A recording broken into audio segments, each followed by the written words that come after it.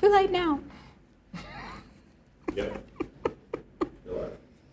Hi, everybody. It is Kate here with Glazers in Seattle. We hope you are having a wonderful week.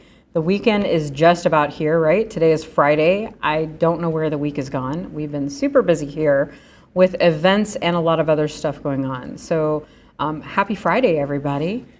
Today, we're going to talk about audio. So we are hoping you are ready with some audio questions. We have with us from RØDE Microphones, Mr. Ryan White. Say hi, Ryan. Hello, everybody. And basically, we have a couple of things to share, but really this session's all for you. So we are hoping that you came prepared with a bunch of audio questions so that we can get those answered for you today. But let's just kind of start off with Ryan, maybe tell us a little bit about you, your background in audio, and what you do with RØDE. Absolutely. So again, Glazers, thank you so much for having me as usual. It's always fun hanging out with you guys and helping out your customers as much as we can. I'm ready to get back out to Seattle to see you all and hang out in person, but a little bit at a time, we'll get there. It's great to be back on a virtual stage as well. So as far as me, I'm your US Product Specialist, and what that means is I'm an educator. I like to lovingly call it the microphone geek. I can sit here and talk and gab for way too long. I will try not to bore anybody with my text speech, but from the position of RØDE, as far as what a U.S. product specialist does, prior to COVID, I was traveling the U.S. every week and seeing our retailers like Glazers and teaching at colleges and end-user events and various things all across the nation. So literally an uncommissioned sales position to talk about your microphones that you have, the microphones you're interested in, and how I can best help you solve problems that you have in audio. That led up to COVID and the virtual events as well. So now we can just simply do that like this with the AMAs, ask me anything about audio. It was that same thing out on the road as well. So as far as my background and what makes me qualified for this position, I've been doing audio for 18 years now. It's fun to be able to say that. You know, I'm fast approaching that 20-year mark. But started in theater in high school, caught the bug. I was always the kid who just loved to tear things apart, fix it, put it back together, that kind of thing. Mom and dad calling and asking me to fix the VCR, what have you. Once I was asked to do that for the theater productions, it really just kind of clicked, just like that old VCR or anything like that. Running faders and making a production happen was always my favorite thing. So went to the Conservatory Recording Arts and Sciences out in Phoenix, Arizona. Got the piece of paper that everybody was looking for. That landed me in LA, and a very long back and forth story of doing miscellaneous live sound gigs and various studio gigs. An old coworker at my previous job called me up and asked me if I wanted to travel for RØDE. And I had always wanted to travel for work in the audio space, whether that was mixing bands or just something with travel. And Yeah. I've been doing that now for 8 years for RØDE. So Wow. Here we are. Awesome. So for those of you tuning in, if you have questions, so we hope you share your questions. Do not be shy. This is really a live event for you. So get those questions posted in the comments on Facebook or in the chat on YouTube. And I'm going to be throwing those questions at Ryan. I do also want to mention that we have Devin here with us in the studio. Devin, oh my God. I really should have had like a quadruple shot coffee or something today. Devin is running the board and making all of this live event happen, but he's also an expert in this topic. So you might hear him chime in from time to time. I'm also a mic nerd, so, you know. Agreed. Nerd solidarity. And if I must say that Devin has helped me make some of my mic choices over the past couple of years. And they are actually all RØDE mics. So I might be a little bit biased. I actually own 3 RØDE mics and kits. So we're going to talk about some of this stuff today. But please, please, please post any questions that you have. So let's start off with a question. I know you have some stuff to share, but we've got a question for Jim, who was actually in the store earlier today. Hi, Jim. Sorry I didn't get to say hi to you in person. So he's looking for a stereo mic for nature videos. What would your suggestion be for that? While I talk a little bit about it, I would ask Jim a follow-up question on that, and particularly what in nature are we capturing? Okay. So, Jim, if you could answer that in the meantime, if that's possible, if you're hearing this live right now, just be a little more specific. If it's birds, it might be a little bit different than if it were B-roll at, an outdoor event of some sort. Now, I know usually when people say nature, they're very specific, but I talk to hunters on the regular. I talk to bird watchers on the regular, filmmakers who are out in nature. I would bet partly it's that third part, knowing Jim and knowing a little bit about what he does. So I know he's a filmmaker. Filmmaker. Yeah. Wonderful. Okay, great. But I did So ask him to let us know, and we'll see what he says. Perfect. So in the meantime, though, two microphones always come to mind with stereo microphone techniques: Stereo Video Mic Pro and the Stereo Video Mic X. The Stereo Video Mic X, from its inception to now, has actually taken a nice price dip as well. RØDE reworked it a little bit and got that price down to a little bit lower. Forgive me, again, I don't do sales, so I believe it's $599 if you can confirm that, Kate. I'm pretty sure that's We'll exactly work on what that now. is. And Devin just did a little when you said that particular mic. I love that Yeah, and I microphone so apologize, much. but let me talk about the microphone, right? Like the actual functionality of it. It is our Studio NT5 capsules. So it is a studio grade professional true condenser microphone. It's got two of them on top, and they're very high fidelity, very accurate. And then it's built into I believe it was proprietary at the time, aluminum housing that is actually a fixed XY. So it gets what's known as a low phase left and right pair sitting on top of each other. So I can get the left and the right and emulate the way we hear as humans. So if you take that high quality microphone and place it out into space where it sounds good to your ears, and then you have a decent recorder on the backside of it, that could be anything from a professional mixer or recording device like a sound device is, down to something like a simple H5, and then all the way down to your DSLR. That microphone's going to increase the quality immediately. And then the Stereo Video Mic Pro is the baby brother to that microphone, a little more affordable, $299.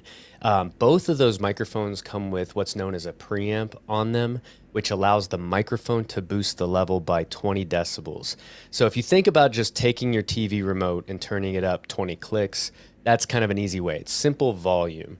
But what you need to know is that the cameras, especially if you're plugging into your DSLR camera, they're not the highest quality preamp you can buy, mixer or otherwise.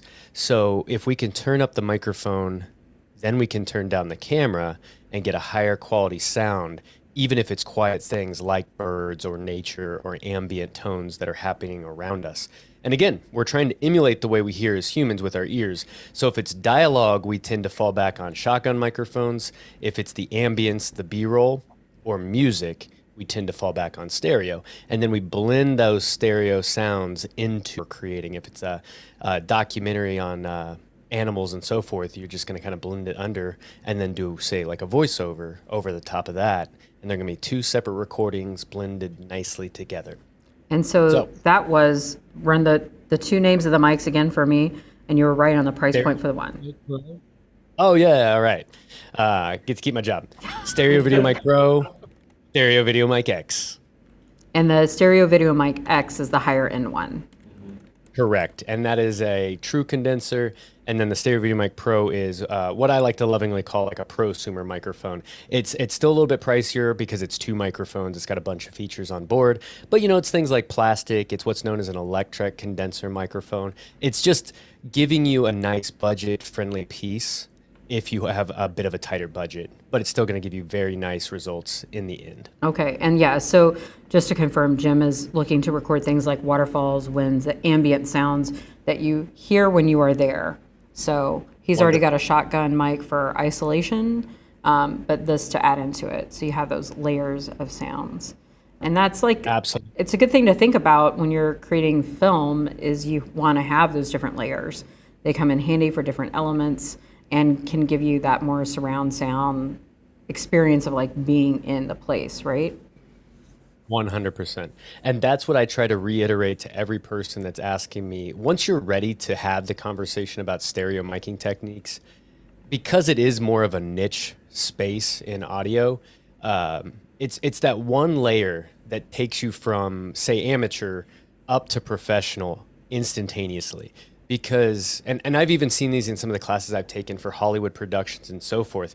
It's unbelievable how many layers are actually added into a Hollywood film. I'm talking hundreds of tracks of audio just to create 30 seconds of dialogue, story, B-roll, all that stuff in 30 seconds of film is is hundreds of tracks of audio. Now, in your film particularly, or your YouTube channels or things like that, where it's not Hollywood, those can benefit immensely from that Hollywood style approach. So you grab a dialogue microphone, that shotgun microphone that Jim already had, add on a stereo microphone, and then yes, you're gonna work a little bit harder because you're gonna now have two microphones that you're managing, right? A lot of us are solo artists. We're doing this entirely on our own. But most times with a stereo microphone, it's a secondary thing. That's why we call it B-roll, because it's not the A roll, it's the B roll. It's the secondary shooting. So waterfall sound effects, depending on what you're doing, if you're getting that as a B-roll shot that you're going to lay over a dialogue piece, then you can pan that. Let's say you're just panning across that waterfall. You put the stereo Video Mic X on top of your camera, and then because it's stationed directly above the camera and your lens, as that pans across, it's going to actually emulate the way you were hearing that as if your head was making that left to right move. And then, of course, if you got a noisy camera or things like that, you simply pull the microphone off of your camera, move it closer to the waterfall, away from the camera with an extension cable, a portable recorder, Right. and like I said, sound H5, something like that, and keep it out of your shot, but orientate it the exact same way. When I go and run sound for a filmmaker, you know, I'm probably just outside of the shot, and as they pan that camera across that waterfall, I'm literally doing that with my stereo Video Mic X as if I were sitting on top of that camera. And you Can we it see gives you that? Sitting on top of it. Teeny camera, Ryan sitting on top of it. Anyhow. The big camera. I don't know if it can handle me. But absolutely. Picture yourself as, you know, a little, you know, who was the fictional Tom Thumb, or who was the one that, you know, I don't know, just the shrunken Ryan, like right on top of the camera, just panning the microphone with the camera. Yeah, it's pretty funny. It's a pretty funny visual. Awesome. Great question to get things started off with. So folks, again, this session is for you. Whatever questions you have about audio, this is an open forum. Get those questions posted in the chat on YouTube or comments on Facebook so we can keep the conversation going. Ryan, since we're waiting for some more questions to come in, did you have any products that you kind of wanted to talk about or highlight right now? I do have one question. At the moment. Okay, hang on. Devin's got a question. I got a question regarding the stereo Video Mic X. I have not messed with the mini XLR outputs into XLR. How much better is that than just doing the line out via the 3.5 TRS?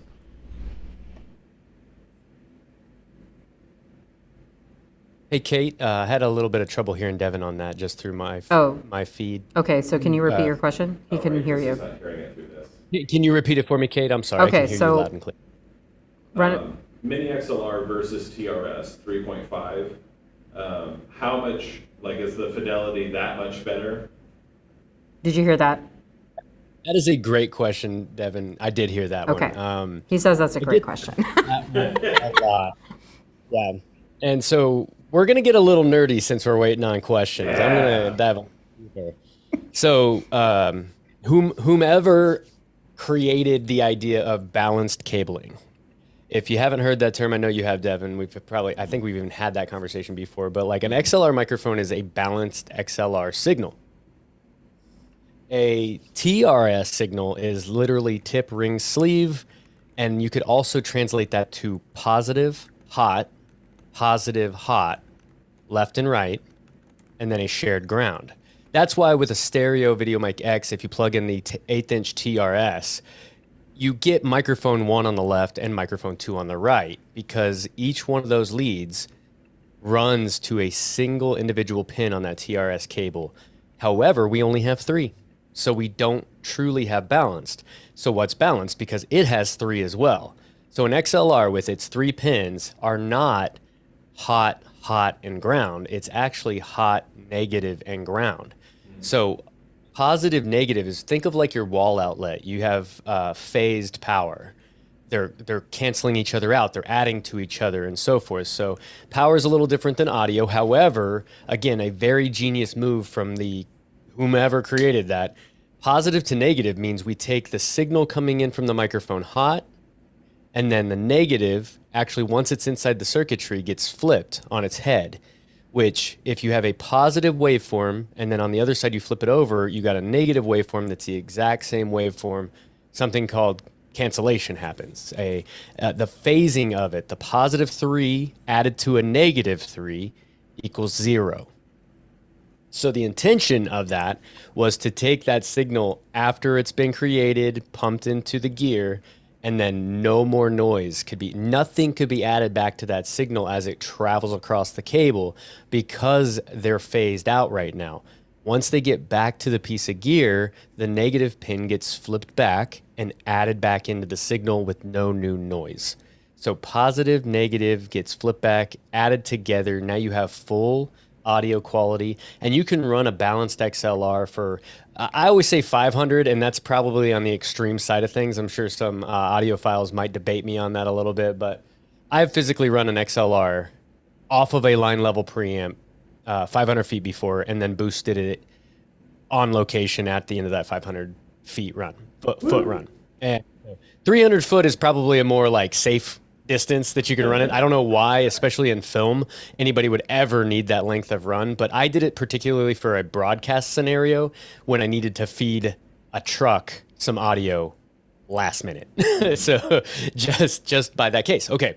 So going back to the fidelity conversation, if my cable actually does extra legwork for me to not only run farther, but to not add in new noise, better, right? So if you're just simply running it along the concrete out to that truck, and now we're unbalanced, there's no negative pin flipping that on its head, canceling out the noise, you essentially create a long antenna.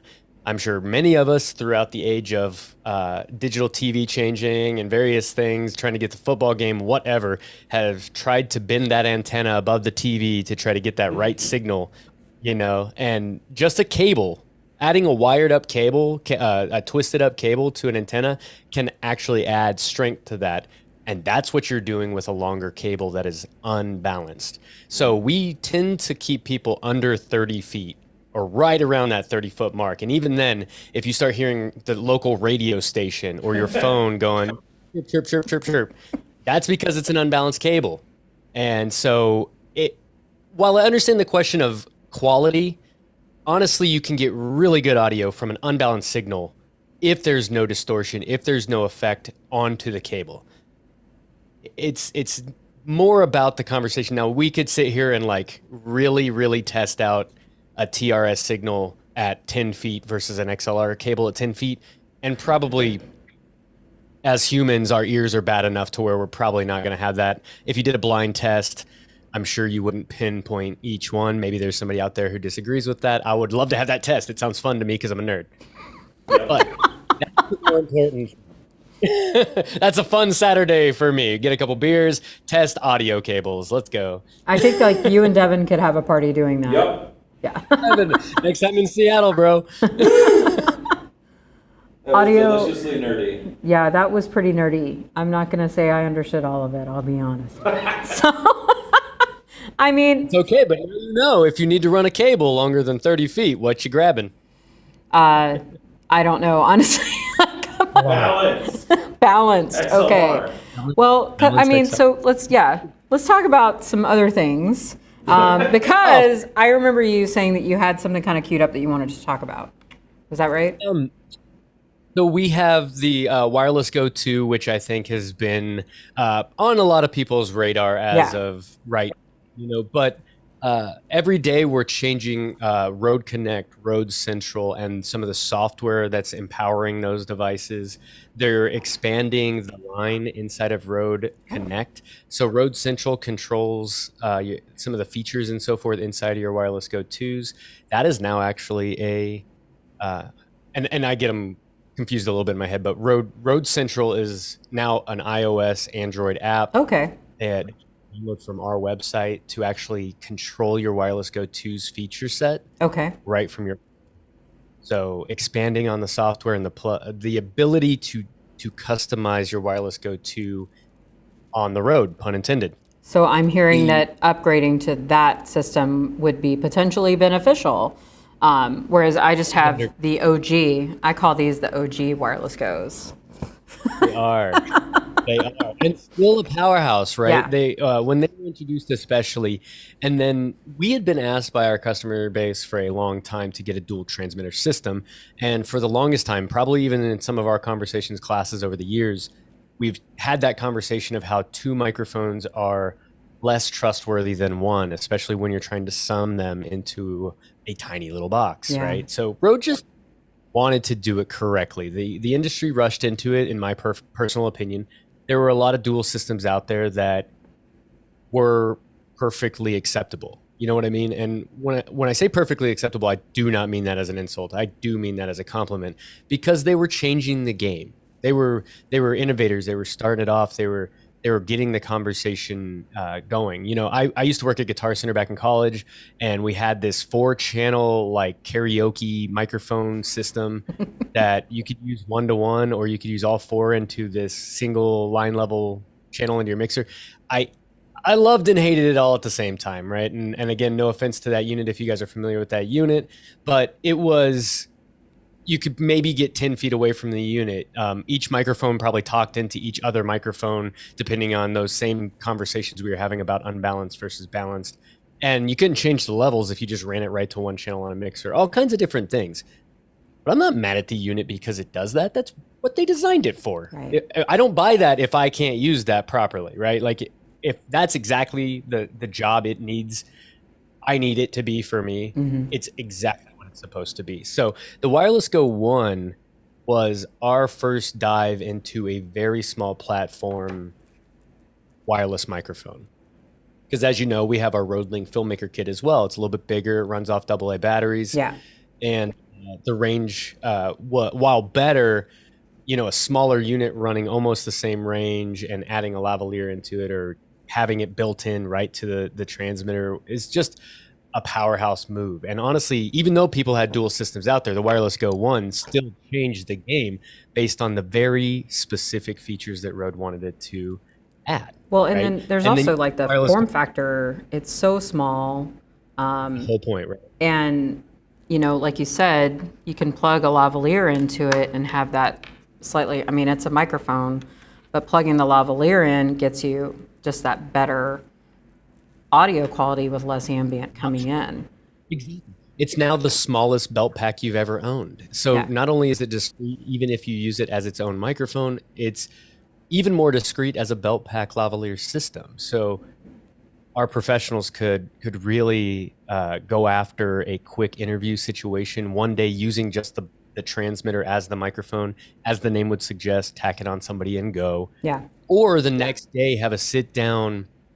I had a client of mine who was doing World War II interviews, you know, with, you know, World War II has now been quite a while ago. My grandfather is a living vet, you know, and those gentlemen, those ladies are of the age now where, you know, you just don't want to disrupt them too much, especially if they're going to talk about the war and everything like that, share those memories, those, you know. So what I'm getting at here is that you could just place a very small form factor microphone on those people, hide it if you needed to, or run the wire if you could get that. But this particular client was describing this whole scene of just like, they had that microphone on these war vets so fast and so easily. Yeah. That by the time it was all done, they were actually talking about their memories.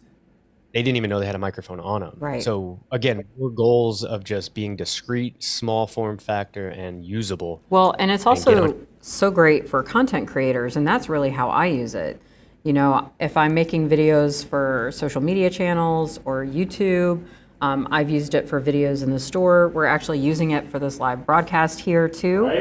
Right now, in use. And just, you know, I was holding out for them for a bit, and then I finally just I just kind of went for it because I was like, I'm needing this more and more because of wanting to be wireless and have my camera set up across the room and not being tethered and having some mobility freedom and all of that. So it's definitely been a lot of fun for me. And then the Wireless Go 2s, so let's talk a little bit about that and the differences. So the biggest difference that I always like to talk about right from the start is price point, of course. You know, again, without, you know, giving the hard sell on it, it's $299 versus $199. So if you do some quick math, you know, you get another microphone for $100 off, right? So if I buy 2 Wireless Go 1s, I am at $400. If I buy 1 Wireless Go 2, I'm at $300. So price point just has to be the first conversation simply because you do get that second microphone. And then if you start talking about the features added into it, it becomes insane. And I'm saying that as an audio engineer, not even as a Rode employee, just a fan of feature sets and products. Because again, I told you the whole big story of the Wireless Go 1 because I want everyone out there to know that Rode's R&D and then the manufacturing process, these are users of these products. Right. They're not just out there making them because somebody told them they should. That helps, but they're also finding out in real time whether or not those things are true, and then probably prioritizing. I can't speak on it directly because I want to be a part of that team. That'd be amazing. But like, I'm sure they're just listing them out and then prioritizing them according to what the industry needs. They need out in the field. Right. And so the first one I talk about is 600 foot of range. You know, you're tripling the range from the Wireless Go 1 to the 2. Obviously, the 2 microphones, pretty obvious add-on. But then each transmitter is their own recorder. Now, I'm new to it just like everybody else as well. But when I've gone out with the Wireless Go 2, both for demos or for some of the personal stuff I've seen them be used for, the ability to use them as a standalone recorder is there. But for the most part, it was designed for a backup first and foremost. So I got my lavalier plugged into it. I put on my belt pack, and then that distance or connection or a the talent turns, you know, and then you lose line of sight or you get interference issues or a dropout or something like that. Even with that extreme digital range, then you can go right to Rode Central and right to your transmitter and pluck that audio right off of the transmitter and replace anything that dropped out from you previously. So it's giving you another space to prevent catastrophe, especially as you said earlier, for those content creators, those run and gun applications. That interview for that World War II vet where you're not going to do this again. Right. It's just an backup for anybody who's out there. How much storage is that then? I mean, audio doesn't take up as much space as video does, but do you know how much storage? Right. And I should have known that you were going to ask me that because it's been a minute since I've gone back and looked. I know there's one, the uncompressed is 7 hours. Okay. Oh, wow. Devin, can you refresh my memory too? I'm pretty sure it's 7 hours on uncompressed, and then it's something like 2 days on compressed. Okay. Ridiculous. But that's still, I mean, so when we think about just the price alone, $300 gets you one transmitter or one receiver and 2 mics that are transmitters, basically. And then there's also that capability of having backup and so I'm holding these. These are the old versions. These are the OG, the Wireless Go's. I don't have the 2 apparently yet, but I guess that could change because this was a feature I didn't know about. Okay, and so we have a question. Does the 2 have a time code or something similar to sync sound? It's a wonderful question. I'm hoping this is my buddy Ryan West asking this question, but it's probably not. But I have had this conversation with Ryan West, a good buddy of a documentary filmmaker local to me, quite a bit.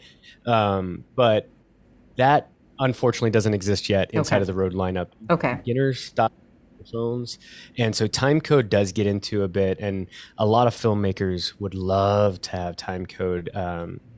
just being able to jam time code for a wireless microphone is a huge feature for filmmakers. So I'll just speak on behalf of all engineers, and then I don't know if Rhode's intentions would be to add that later. Again, it's a fairly professional feature set, and a lot of obscure, I won't call them competitors, just other professional wireless microphone companies have been working more and more for 32-bit float point, which is a crazy topic as well.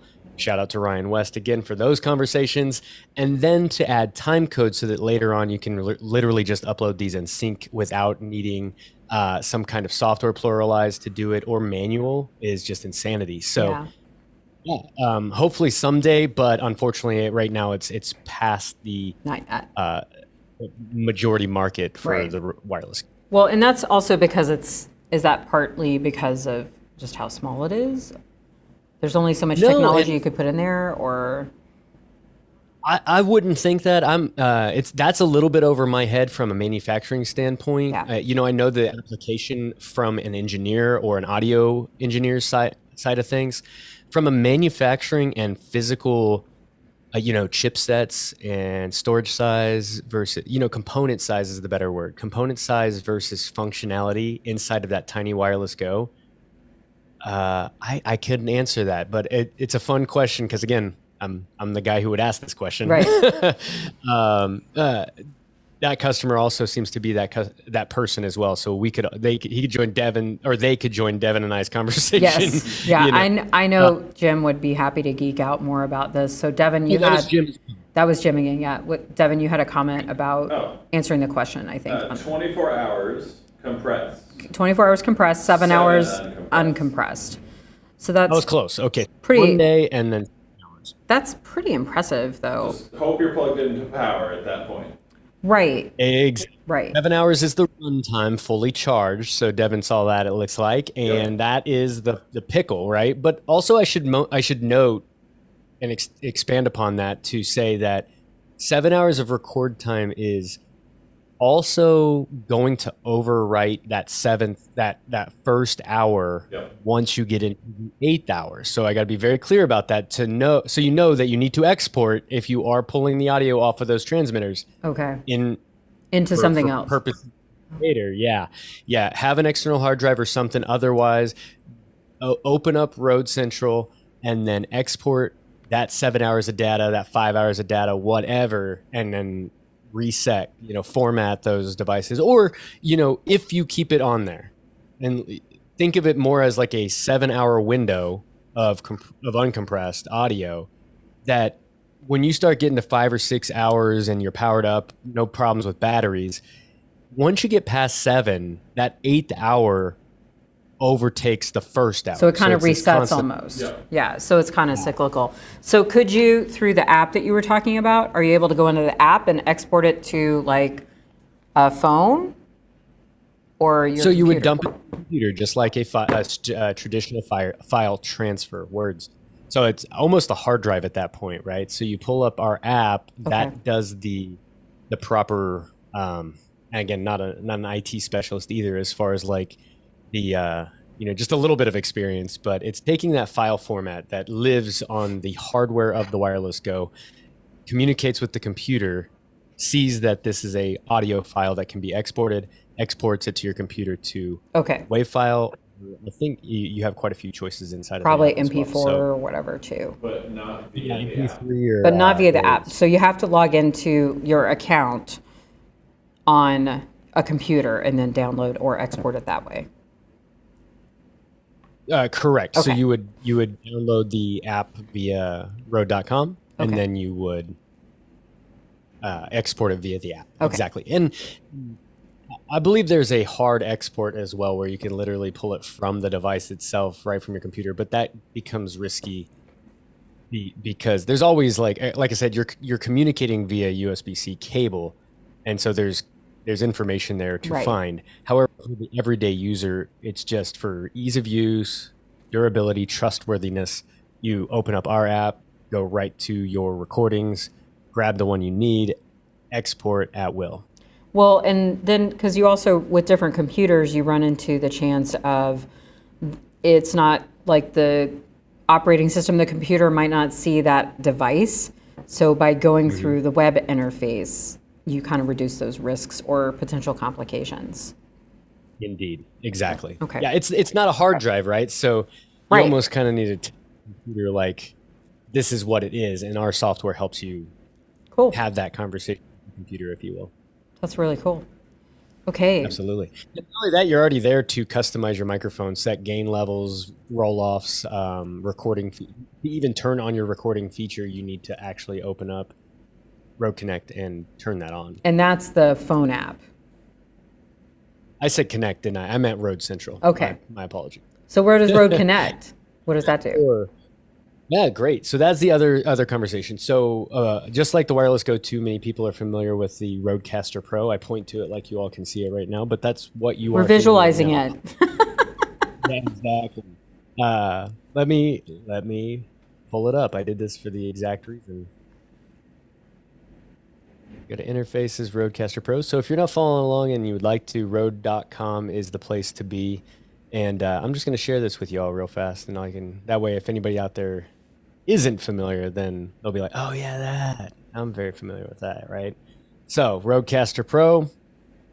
And then I always like to go to the Learning Hub. It's just a very, very powerful tool. If there's any Rodecaster Pro users out there, the Learning Hub is essentially a very elaborate, no, it is literally an elaborate rundown of this board, as if you were to have a full rundown from me on how you would use this for your podcast and so forth. So that's the Rodecaster Pro that we're talking about. This is over to the left-hand side of me right now. I'm running my pod mic right over to the Rodecaster Pro and then out to the computer via USB to have this conversation today with you all. So incredibly powerful tool. And just a very quick rundown of this is 4 microphone channels. You can plug in USB to the computer. Again, that's where I'm plugged in to do this right now. TRRS to the phone, Bluetooth to a phone or computer, sound pads for advertisements, things like that. You got headphone choices on the back side. And then the volume knobs are here on the top. Speakers if you want to run to studio monitors or otherwise. A record button, which runs to an SD card built right into the unit, so you can record your podcast without the need of a computer if you want. I always record to it as redundancy anyway. So if something happens to that USB connection or something otherwise, I have the recording physically in the SD card on the Rodecaster Pro. Just an incredible plug and play, one-to-one podcast studio is what we call it. So very powerful tool for any professional podcasters out there. I'll stop sharing there, and then I will also head over just in the meantime to the Rode Connect app as well. So the Rode Connect app is going to emulate, and I use that word probably too much, but the Rode Connect app is straight up the application for USB microphones into the computer to create a Rodecaster Pro-esque podcast from your computer. So let me share this again with you all. Share that. And then there's a general look at what it looks like as we scroll down here. Again, Learning Hub. You just can't go wrong with it. It's a new feature on our website that Rode has been adding to many of the new products. So any of the Rode products that are especially new, if you go to their main page and then right at the top underneath the banner, you're going to see on the far right-hand side the Learning Hub. And what that does is give you the entire breakdown of various features of that software or hardware, and then allows you to go directly to the spot where you might want to do it, right? So if you're exporting your recordings, right, because we were just talking about that inside of, now this is, remember, not necessarily Rode Central and pulling them from your Wireless Go 2. However, there's conversations of these commingling, you know, because obviously you could use a Wireless Go 2 for a podcast if you were interested in something like that. Had many customers interested in wireless microphones for their podcast. But in this particular case, I just got done with Rode Central. So go back to that, you know, these two images right here, you know, a microphone in, I have my system sound. So if I open up Spotify and play Spotify for my music into the system, I can use that now inside of Rode Connect to stream out to, say, Twitch or Discord or otherwise. And then virtual, is how you're creating a virtual microphone or a virtual send and return inside of your computer. Because if you've ever done this streaming game via USB microphones, you're probably familiar with the trouble that is setting up a bunch. One, USB microphones, you couldn't use but one prior to this software. And I know there's been plenty of workarounds for years, but computers for the most part, and I do not know why, have always been, let me stop sharing so you guys can at least see my face now. It's been difficult to try to work around multiple USB microphones. So you got this one microphone that's very functional and very easy to use. You plug it in USB, it's got a headphone plug port right on it, so you can just wear your headphones and start streaming, start podcasting, whatever. Well, if you wanted to bring a buddy in to help you do that podcast or a co-host, you couldn't just plug another USB microphone in. So those questions have been around for way too long.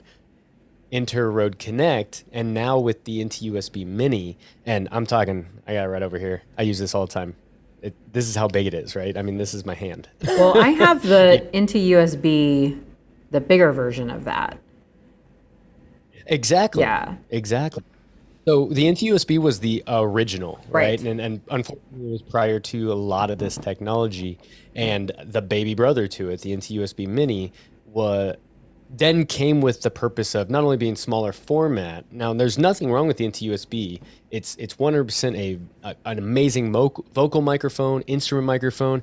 I have actually done a shootout for not podcasters, for Twitch streamers against many USB microphones with the Into USB just sitting on the desk, capturing things like talking, of course, right, for your audience, the clicking of a keyboard, the clicking of a controller, mouse movements, things happening in the room, whether it be background music or whatever.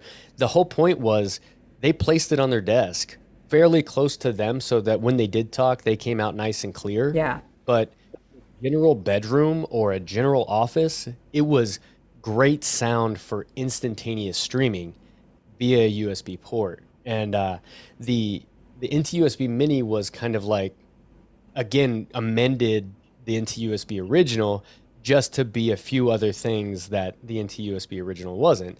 One of those very big things was just form factor alone. And this base on this thing is magnetic, and then I just keep the clip right there. And with a simple adapter, you can actually then plug it in or connect it to, say, the PSA-1 boom arm or a desktop tripod, something like that. Or you can just keep the stand, you know. Right. This is a condenser microphone, and so is the USB. So it comes with the small caveat that if your room doesn't sound good, kind of like that conversation we had with stereo microphones, that if it doesn't sound good to your ears, there's a very large chance that it doesn't sound good to this condenser microphone. It's very sensitive. Right. Now, I chose pod mic for this conversation because the pod mic is a dynamic microphone. It's not sensitive to the extent a condenser is. So I can keep my air conditioner on and not sweat here in front of all of you.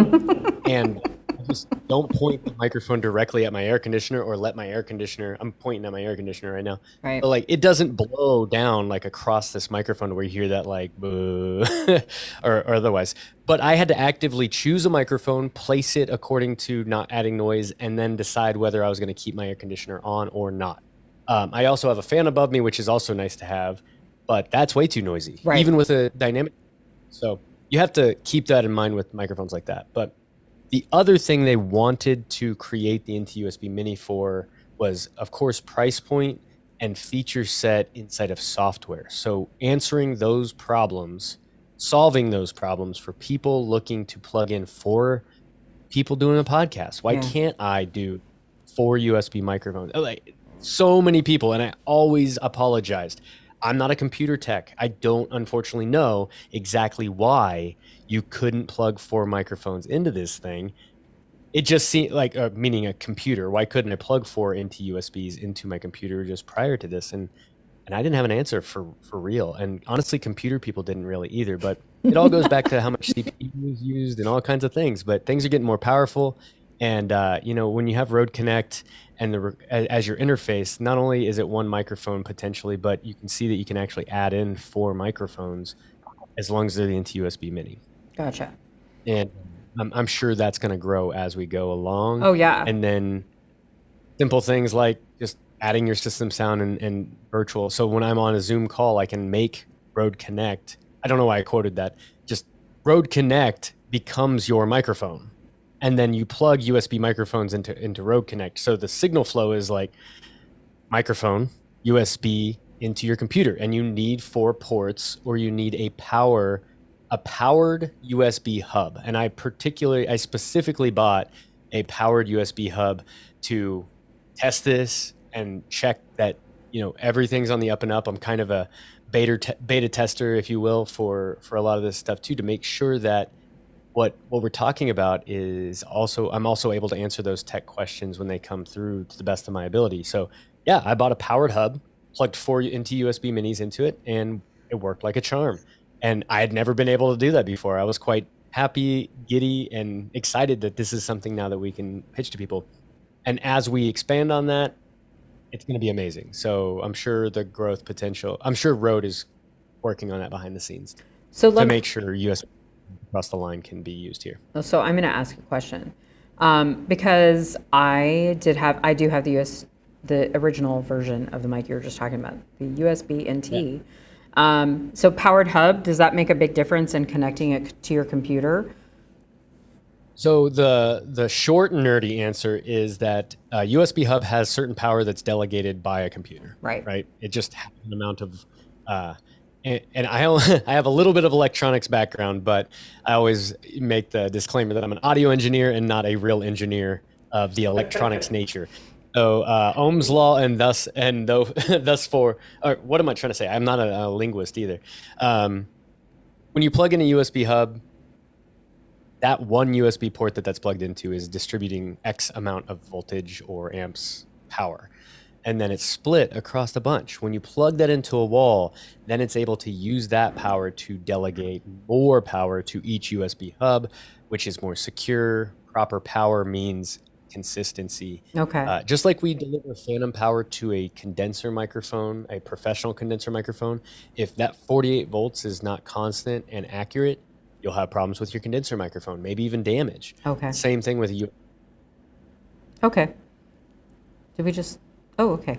So that actually makes some sense, because I wonder if maybe that was some of the problems that I was having, because I was having the mic drop off when I first started using it.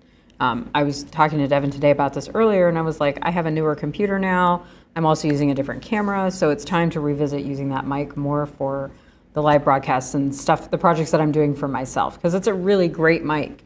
It sounds really good, but I'm not using it very much. I just kind of stick with these guys for a lot of my stuff. So options. And it's a wonderful segue into, good and bad, if you will, right? Like, I always get the question of quality. Devin asked earlier, balanced versus unbalanced, and I always get the question of XLR versus USB. And It goes back to application is first. Even that air conditioner problem that we talked about a second ago, if you don't address that, I don't care if it's an XLR microphone or a USB microphone. So I always apologize for saying it depends when people ask me specifically for their problems. Yeah. But it does. It's going to depend on a few different things. But the into USB, let's just say USB microphones in general, I don't even care if it's another brand, but they have firmware, they have updates. Computers have firmware, they have updates.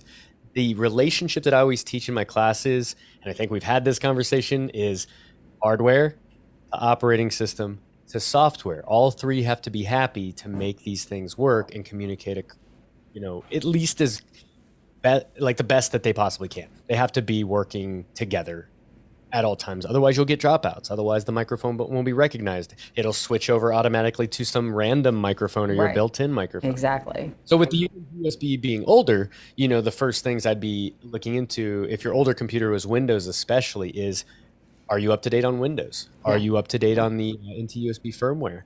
Are you up to date on your software? Right? Because as a tech person, I have that every single day also, right?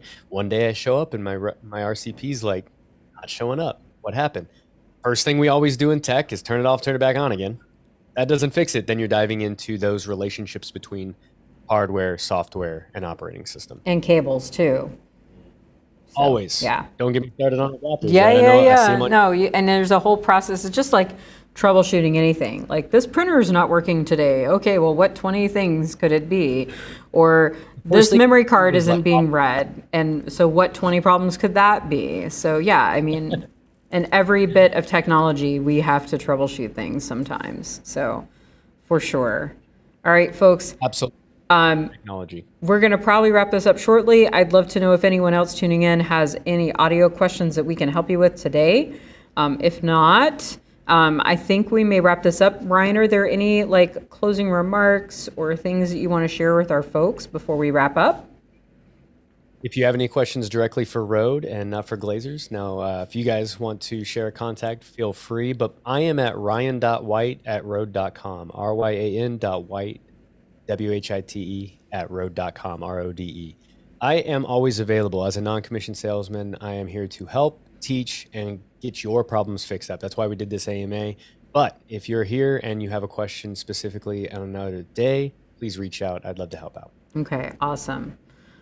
Well, I think we will go ahead and wrap up. We've had a quiet bunch with us today. Ryan, as always, it's great to hang out, and especially for Devin, I think, to geek out about audio and all of the tools and cables and answering all of these questions. So as always, thank you so much for your time, and thank you to RØDE for helping to make this happen. We love to have, these kinds of events with a variety of vendors and topics throughout the year. And as you can imagine, we still have more on the calendar.